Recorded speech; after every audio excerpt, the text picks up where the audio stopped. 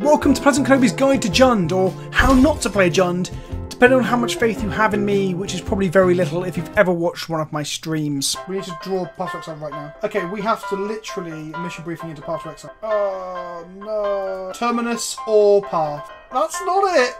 But we could have just bounced it with J. Oh shit. Oh wait, what? Oh shit, yeah, we could have. No, but then they can't recast it! Oh no! Oh, I just can't use Jace at all, like ever. What the fuck's wrong with me? This episode could also be called A Brief History of Attrition, or How I Learned to Stop Worrying and Love the Goyf, or Knowing Me, Knowing Jund. Aha! Or Jund Me Harder Daddy. Alright scrubs, let's talk history. And for those of you that are going to comment down in the comment section asking why it took me like 9 minutes to get to the gameplay, it's because I'm giving context, history, and a fucking deck tech, you bellend. Jund first appeared in Standard when Alara block showed up and brought us Cascade, and also Blightning to cascade into. Oh boy. I'm going to butcher his name here, but David Reitbauer won the World Championship in 2009 with a Jund deck rocking Broodmate Dragons, Master of the Wild Hunt, and Sprouting Thrinax. Yep, all of these creatures create value. Jund has always aimed to be the best at bumping and grinding in a way that would make R. Kelly proud if he wasn't trapped in a closet somewhere. R. Kelly's Trapped in a Closet, chapters 1 to 22, the big package. It was such a solid mid-range deck, able to aggro out where needed or grind with the best of them, that it kept a certain oppressive 4-mana blue Planeswalker in check until the deck mostly rotated out of Standard, at which point Jason Stoneforge could stop worrying about Blightning and Maelstrom Pulse and start ruining Standard for everyone involved. It was effectively Affinity 2.0 when Core Blade sort of raised to prominence after Jund went, which is a story for another time perhaps. Or for those of you new to Magic, it was similar to the frustration everyone had with Smuggler's Copter, except 1,000 times worse. The funny thing is that upon Jace and Bloodbraid Elf being unbanned in Modern this year, a lot of people, myself included, were concerned that it wouldn't be good for the format. Some people pointed out that Bloodbraid Elf was always the natural antithesis to Jace and would keep him in check. The irony is that both cards are arguably too slow for a format where people could just shit out 12 power on turns 1 through 3, or combo kill you with a solid hand on turns 3 through 4. But of course, Splinter Twin was a problem, Stoneforge is broken, but Hollow One is somehow fine. Fuck you, Hollow One. The most interesting thing about 2009 Standard Jund is the removal suite. Bolt, Pulse and Terminate all look like the modern Jund removal suite, or at least what the suite looked like up until very recently. For the longest time, Bolt, Terminate and Pulse were unbeatable in terms of pure efficiency of 1-for-1 removal, or 3 or 4-for-1 in the case of Maelstrom Pulse. Over time, Decay got printed, then K-Command got printed, then Fatal Push, then the Tron killer itself, Assassin's Trophy. This card's a Tron killer. Jund is easily one of the fairest decks in Magic. It looks to trade resources 1-for-1 for the most part and to get ahead with resilient and powerful threats like Goyf or Huntmaster of the Fells. How good Goyf actually is these days with the recent advent of Fatal Push is still up for debate, but Jund is here to Jund you out. Kill everything in sight on a 1-for-1 basis and eke out the advantage through cards like Dark Confidant, Liliana the Veil and Bloodbraid Elf. The problem with this strategy is that it's just a little bit shit in the face of big mana decks in the format. Your aim is to reduce the game to a top deck battle of attrition because your cards are just normally more efficient or just stronger than your opponents. This is awful against Tron or Scapeshift however. Top decking a 5-6 Goyf is great and all, but when you can cast Khans, Wormcoil Engines or perhaps even a 4-mana sorcery that just ends the game out of nowhere off the top of your library, your game plan starts to look a little wonky. Add to that the fact that Jund is a little on the slow side when compared to varying levels of affinity, humans and other horse shit you find in Modern, and there was good reason that the deck fell to the wayside. Once upon a time, Wizards banned Deathrite Shaman and Bloodbraid Elf in an attempt to neuter the deck as the best deck in the format, and it still lived. However, it eventually got to the point where the format was so degenerate that giving Jund one of its infamous toys back is the best way to actually allow it to compete. So here we are, in modern day Modern. Bloodbraid Elf is back, and it's one hell of a drug. I mean, title card. Drugs are bad. We also have one of the most versatile and potentially pushed removal spells ever printed now, ready to be cascaded into and never actually missing because it can always blow up a non-basic land. So yeah, maybe Jund is back, maybe it's not. There's only one way to find out. Our list today is a very typical list with one big difference. I am of the Jeff Hoogland school of thought that Dark Confidant is too much of a sacred cow for the deck and we should look elsewhere. It's just not as good as it's perceived to be due to its sort of historic nature of being the best card draw at a nice efficient cost in black. The deck benefits from having a card advantage engine of some kind because of the nature of 1-for-1 removal, and we're moving that slot to one of the greatest green creatures ever printed, Tireless Tracker. Whilst Bob gives us immediate card draw, it does have an inherent downside in constricting how you build your deck. Dark Confidant requests a low average CMC in order to not just kill you over the course of a game. That is, it encourages you to play more lands and have a lower curve.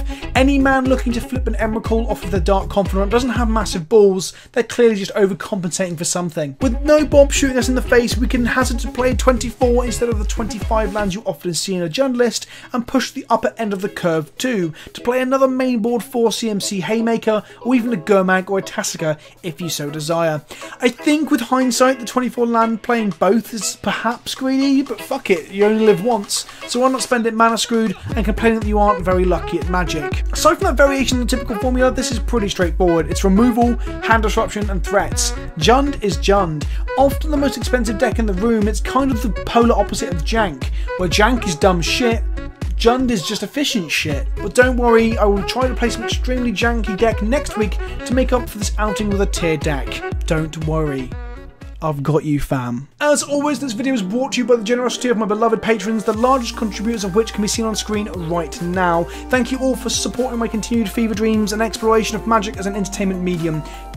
Of course, as always, today's deck was supplied by the awesome people at MTGO Traders and Cape Fear Games, the best sites to pick up your MTG singles, digital from Traders and physical from Cape Fear Games. And if you use the on-screen discount code to save money on your purchases, you're also supporting the channel here as well. And lastly, a big shout out to our newest sponsor in Cardsphere. It's a trading platform that uses real-world currency as a basis for its economy, so it's not all smoke and mirrors trying to take the piss out of you. So, that's enough with the context that will inevitably be moaned about by some impatient little shitbag in the comment section who's here for no jokes, deck lists or history and just wants some gameplay like some fevered rabid crack addict. Have you got any more of those meme gameplays? Well, let's jund some bitches. All aboard the Tron Killer Express. Come on, motherfuckers, come on. Come on, motherfuckers, come on. Yeah. Come on, motherfuckers, come on. Come on, motherfuckers, come on. Fun fact, the word Jund comes from a luxury egg-shaped confectionery sold in Vietnam, similar to the European Kinder Egg, but instead of having toys inside, it's filled with spiders. We keep a slow hand, hand disruption, planeswalkers, and one day, a Tassica. We lead fast land into Inquisition, find what appears to be the hand of either Lantern Control or some form of Tezzerator Antiquities War nonsense. The upside is that their hand doesn't do a whole lot, however this Chalice will turn off Bolt, Push, Inquisition and Thoughtseize, so we take it out of his hand. At this point, I'll let you in on a little spoiler. This first game is a fucking long one. I'm all for scooping to the lock against Lantern, but it had some very intricate and complicated windows for opportunity that I thought would make for a fun explanation in the video, so I'll try and show you now, but it's a bit of a clusterfuck. Artifacts from them, no turn 2 play from us. I miss a third land drop and draw a removal spell. I probably do not need this game. We hit a third land on turn 4 and make a Liliana of the Veil, as the ultimate is a threat to a Lantern player even if they have a million ensnaring bridges in play. We tick up and discard the removal spell that we can't use. Map finds Inventor Fair, they play a Pyrite Spellbomb, which alongside this Academy of Ruins means they can keep Lily from ultimating for basically the rest of the time. But can they keep this Lily from ulting, or this Chandra?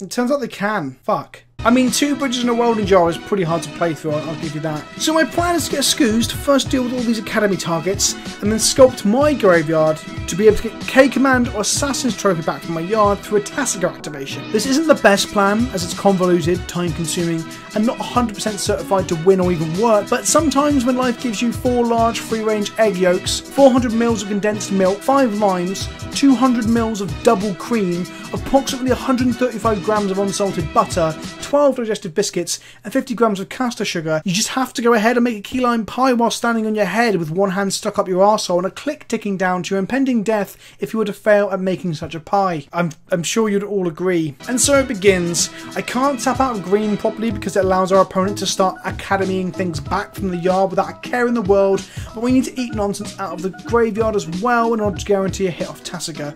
problem is that Tasker gives you 2 random cards from the top of your library when activated as well, so I need to only hit 2 lands with that activation. We also need to do this twice, once to get rid of the first Welding Jar, and a second time to enable Chandra Torch Defiance, because that's how we're going to win this game, by ticking her up, pinging them for 2, and eventually ulting her and shooting them 5 per spell. We activate Tasker once or twice and fail, giving a Goyf or a Bloodbraid Elf and cards that the opponent doesn't really care about.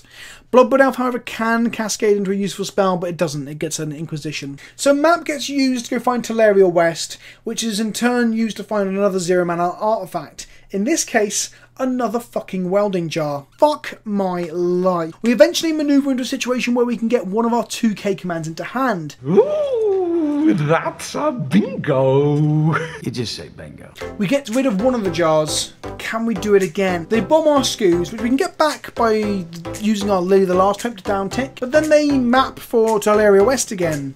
They transmute it. They find a 0-mana artifact called Tormod's Crypt, and they nuke our graveyard. Oh, fuck me. Not like this. Not like this.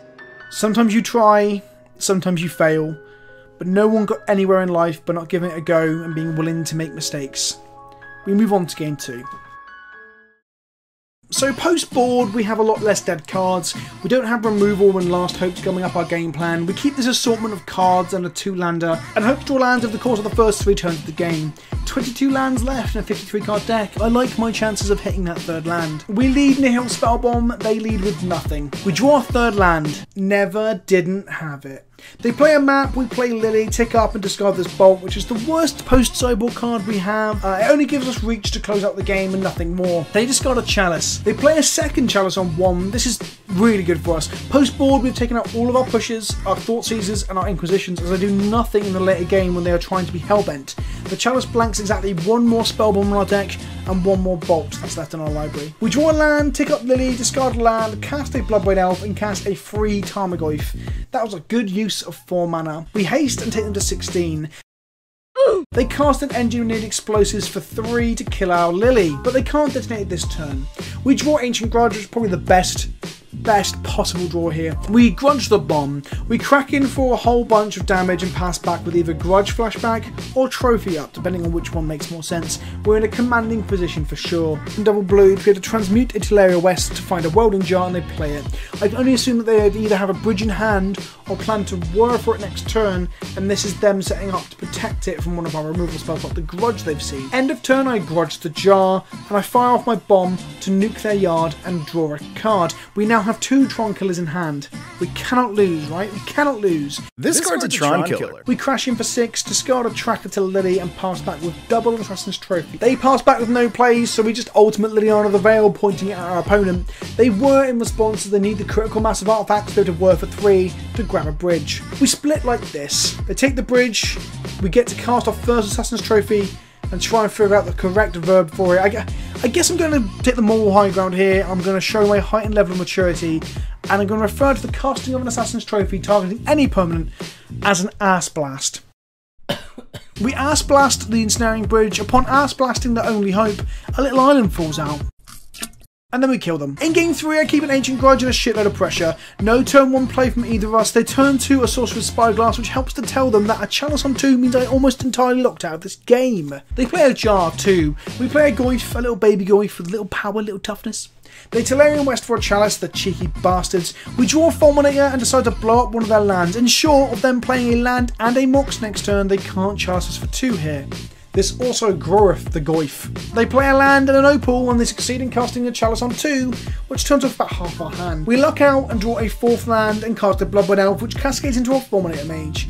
He lands and blows up their watery grave, leaving them with only 2 mana, and for some strange reason I don't attack with a hasty elf because I'm bad at magic. They take their draw and scoop it up. There's a certain irony that we stopped an artifact prison deck from doing anything, and that's fucking glorious. Can actually decode for us some of that sexting lingo. So I should know this stuff. All right, IWS, I want sex. Wow. GNOC, get naked on camera. GYPO, get your pants off. Jund means juicy ulcer nipple deformity. We have man lands, threats, interaction, and a card advantage engine. They leave with a turn 1 Hedron Crab, Oh shit, it's Mill. Goyf is an absolute house in this matchup, so I'm confident we can take down the Mill deck. We draw a Goyf, but I opt to play a tap Shockland and Bolt the Crab. I don't know if Bolt the Crab is anywhere near as prevalent in Magic circles as Bolt the Bird, and there's no argument here for the fact I play a card that can apply pressure instead, so that I can double spell next turn. I'm unsure if what I did was correct there. They play a second Crab and pass the turn with a fetch land up. We play a Goyf. They play another fetch land, then crack both, milling me for a whole bunch. They then cast a Search for Cancer and Fatal Push my Goyf. Ah, shit. We have no pressure again and we're almost halfway dead. See, I've said this before, push kind of frustrates me because it means that certain cards just aren't anywhere near as playable as what they were. I mean, Mill even has a main boardable good removal spell that affects every deck in the format that can also kill Tarmogoyf, which is one of the banes for Mill. I'm not saying Mill is broken. I'm not saying Blueback Mill is now the best deck or anything. I'm just pointing out that push has, and excuse the pun, pushed out a lot of cards from the format. John used to brew with Slag Fiend all the time, but that card is just fucking terrible now. It was bad before, but now it's like double bad. It's like bad times 1,000. We cast a 1-mana Tasigur and a Tracker. They play a Mesmeric Orb and a Manic Scribe, similar to a Manic Vandal, but instead of drawing dicks on cards, they just frantically draw dicks all over their library books.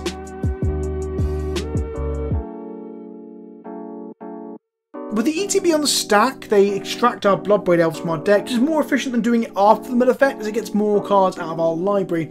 24 cards left in library and 2 blockers to get through. This isn't looking great. I decided to go as ham as possible while activating Raging Ravine. The next turn we don't attack with any mana lands because I'm unsure really. This presented a clock where we didn't die to a second Mesmeric Orb or a smaller mill spell. Unfortunately, Search for Cancer finds Archive Trap and we scoop it up. No turn 1 play from either of us. We top deck Collective Brutality. We cast it and see a Snapcaster hand, which is a little bit awkward, but I guess Scoos combats that pretty well. We take the push to begin clearing out the way for the Scoos in our hand to stick. In turn, they Brutality our Assassin's Trophy away from our hand. Maybe we punted that, I'm not sure. There's a lot of back and forth on what could have happened there. We resolve Liliana the Veil and tick her up. No turn 3 play from them. We don't play Scoos here in an effort to bait a Desperation Snappy against Liliana. It works, she takes 2, and they play a bridge. We untap and down tick her to kill Snapcaster Mage and cast a Scoos. They cast Glimpse the Unthinkable, milling us for 10. We blow up their bridge and get a Goyf back with Colligan's Command. We Inquisition their hand to take away Crypt Incursion just on time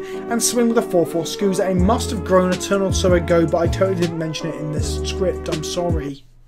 I'm only human. We play a Tasigur and a Goyf. That's 10 power for 3 mana. We then uptick Liliana. In response, they Field of Ruin us and double Archive Trap us for 26 cards in our library, which puts us close to dead. They need to untap and top deck another Trap or a Glimpse the Unthinkable. They don't, and they scoop it up. In game 3, things go horribly wrong. Turn 2 Orb from them. I decide to look at their hand with Brutality and take the Archive Trap. They miss a land drop and play a second Orb. Oh man, what I wouldn't do for a Maelstrom Pulse right about now. We untap, milling 4, draw Inquisition, take a look at their hand and take away Visions of Beyond. We then Ass Blast one of the Orbs. This card's a Tron killer. They hit a land and play a Scribe. I untap, I want to Ass Blast this other Orb, but I know they have Dispel in hand. If only this terrible card that doesn't do anything wasn't an Ass Blast, but instead was an Abrupt Decay. They couldn't counter that. We play Liliana the Veil and edict them to get rid of the Scribe. They do nothing. We untap and continue to fail to apply pressure because of the push in hand, and instead cast a Lily of the Last Hope in to get back Goyf. They cast Visions of Beyond and a second Orb. Oh boy. They also cast Glimpse at us, leaving us with only 19 cards left in library. Oh boy. We flashback Ancient Grudge that they milled over from our graveyard to kill one Orb, and we Ass Blast the other. We tick up Veil, discarding Tracker, they discard a push. Success. Last Hope ticks up 2, they untap and just fucking Archive Trap us. So yeah, should really apply pressure.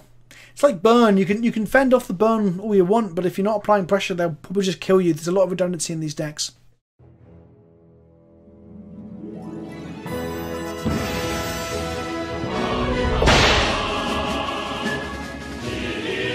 In round 3, we're paired up against Mono Red Storm. Yeah, this is a competitive league, and this is an interesting deck choice to say the very least.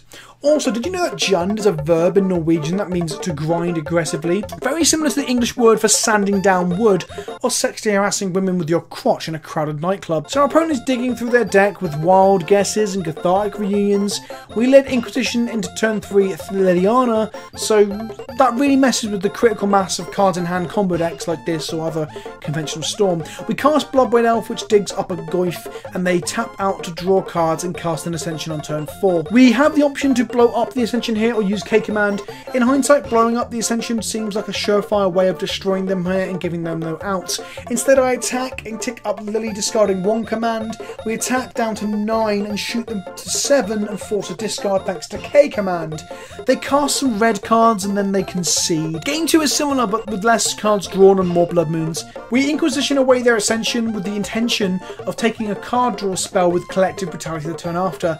They wild guess, stitching wild guess. We Collective and find a ritual and no third land, so we take the ritual. They draw more cards but no third land. We lead with a tracker, which they spend the turn killing. Well, not quite. They use 1 mana for the tracker, which made me think no other spell, because they'll probably miss land drops again. But they double Mana Monkey into Blood Moon. We untap and Blood White Elf into Brutality. Their hand is Ascension and a Moon. Yeah, they're not looking pretty. We get in for 3. Ascension and a land from them. We Blood White Elf into the Tron killer itself and kill the Storm Enabler. They scoop it up. Got there.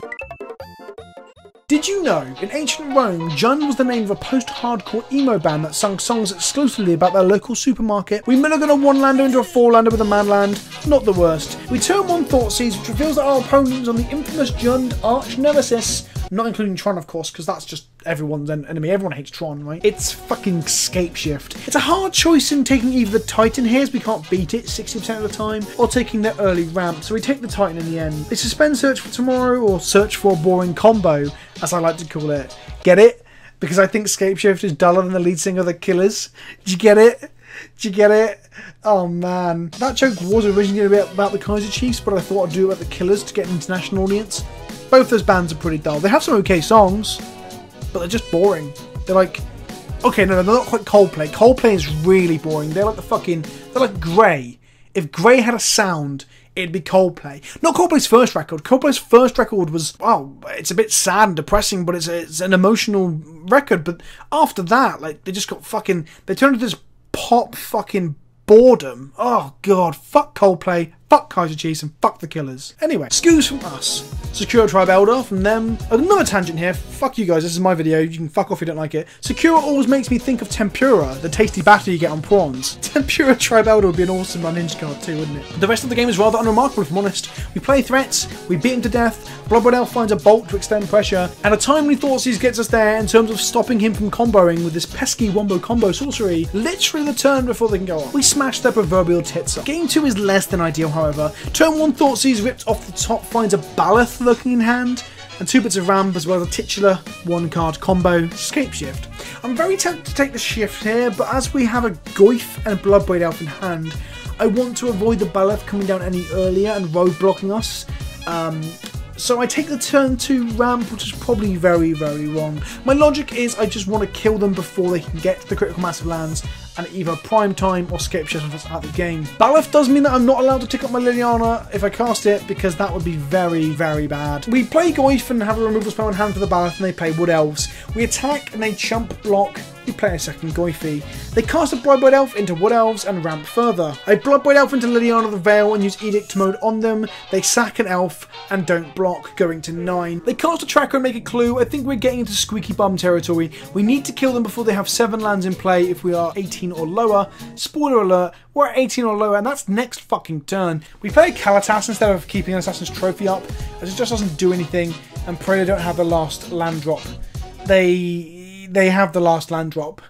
We're dead. We lead Ravine, they suspend Search. We Inquisition their Wood Elves away and see Scapeshift and the Titan in hand. We don't need to Collective Brutality immediately. Scapeshift on turn 4 isn't very good, so we opt to lead with Liliana the Veil and we tick up, hoping that the one card they've drawn since we last saw their hand isn't a Baloth. It was actually a Summoner's Pact. So they summon a Baloth and they put it into play. However, they cannot pay for the pact on their turn. They claim they had to go, so why not? But I like to think it was a moment of pure insanity on their part. Like, just to stare your opponent in the face, pact on your opponent's turn 3, find Baloth, windmill slam it, and then wink suggestively. God bless you, opponent. God bless you. They died to the pact. YOLO. Final round. Did you know Jund is a Bulgarian flavour of pot noodle? We mulligan a 1-lander into Treetop plus 2 removal spells, Fuck it, let's go. We scry land to the bottom, they play a Flameblade Adept, and we draw a Fatal Push. We might have this. They loot faithlessly, and we bolt the Adept before damage, because fuck that card. Bloodghast claws his way out of the graveyard, and our opponent plays a turn 2 1 mana 4/4. Yeah, seems solid. I pass back with removal up with a Goblin Lore bidding a Phoenix. They go to combat, but at the end of main phase, I go to push the Hollow One to avoid a trigger that brings the Phoenix back. But I realise that the Hollow One costs 5 mana. Technically. In my head, he was 4 CMC or less for some reason, probably because he never costs the 5 mana. So in some ways, they're even better than I thought, because they're push immune. Fuck, I need to do this now because I don't want the bird coming back, so I ass blast the Hollow One, which sounds kind of kinky. Ass blasting a hollow ass sounds kinky. Then, because it's main phase, they use the land they got off Ass Blast to play a Gurmag Angler, which allows them to bring back the bird anyway. My life is one endless string of Hollow One themed matches, which basically equates to just disappointment at this stage. We Bloodbraid Elf into Goyf, which just isn't big enough to compete now with a Gurmag that shrunk the graveyard. There are some attack steps and a lightning bolt to my treetop village across the following turns, but needless to say, I'm fucked. Game 2 they lead Adept after we play a tapped land. We pass back with Ass Trophy up. Goblin Lore grows the Adept and we Ass Blast the shit out of that. We play a Goyf, but thanks to Lore and Faithless, they have a triple Bloodghast in their graveyard and a Phoenix. We Brutality and see a push, a bolt and a Lore and 2 hollow cunts. We take the Lore to avoid them casting the hollow ones and to avoid them finding another land. They cycle a hollow one to try and hit a land to be able to reanimate those ghasts, and they fail. We BBE into Ass Trophy, but don't fire off at their non-basic as it will bring them ghasts back. Goyf gets pushed. They play a Gurmag and Phoenix us. We play a Goyf and Ass Blast the Gurmag away, hitting their much needed land. 3 vamps come into play from the bin, but they can't block, so we attack for 3, and she gets bolted. We play a Tasigur and we pass back. They push Goyf and end step. We are attacked for 8, we block, and then we get Blood Mooned. No Tassin activation this game. We attack for 4 and play Tracker. They attack for 6, we take it, and then play a second main phase Phoenix to block with. Clever. We play a land, crack the clue, and attack with 2 4-power attackers with our opponent at 4 life with 1 blocker. There's no bolt from them, so we get to go to game 3. In game 3, they make 2 hollow ones on turn 1 and kill us. Thanks for watching the video this week, guys. I've been PleasantKenobi. You can support the channel by... Oh, wait. Oh, you want me to talk about my pain and anguish? Okay. Let me show you on MTGO where the hollow one touched me. In game 3, they make 2 hollow ones on turn 1, and we die to a single removal spell as we get hit for 8. Then they kill our creature and hit us for 8 again. And then 2 4/4s versus my 1 blocker and 3 life. But remember, kids, Stoneforge Mystic is degenerate and broken, but at least these shitty, god-awful linear strategies bring a lot to Modern and belong here. All I have to say on the matter is bring back Twin. So there you have it. We played Jund with Ass Blast in the main, and it felt fine, leaning towards good. We got to instant speed kill things, and I mean that's massive. It's massive compared to Maelstrom, Pulse, or Push, or Bolt, as they have their restrictions of either speed or what they can kill. Of course, killing a 5-mana Planeswalker or Tron land would be the real icing on the cake, but unfortunately we didn't see that this time round. Does this mean that Jund is now the top dog? It doesn't feel that way, as it just feels a tad bit too fair or even slow for most of the shit you get hit with in Modern. Let me know what you think of both the deck, the idea of playing Tracker over Bob, Assassin's Trophy, and the video in general. Did you enjoy it? Did you find it funny? I hope you enjoyed my slightly different approach this week with a bit of history. The AMA for the 20k subscribers is coming this week, perhaps going up on Monday or Tuesday, but seriously, like, comment, subscribe, share the video with your friends, show some love. It helps the channel so much, and I love to interact with your comments. I read every comment I get and respond to a good body of them as well. If you want to support the channel directly, you can click the link to my Patreon in the description below. I upload gameplay every single week to YouTube, other bits too sometimes, and I stream every single Monday at 7 PM BST, so come hang out, you lovely bunch of sluts. I've been Vince, also known as PleasantKenobi on the internet, as the NES-era Joker once said, "Have you ever danced with the hollow one in the pale moonlight? Ha ha ha, we really do live in a hollow society."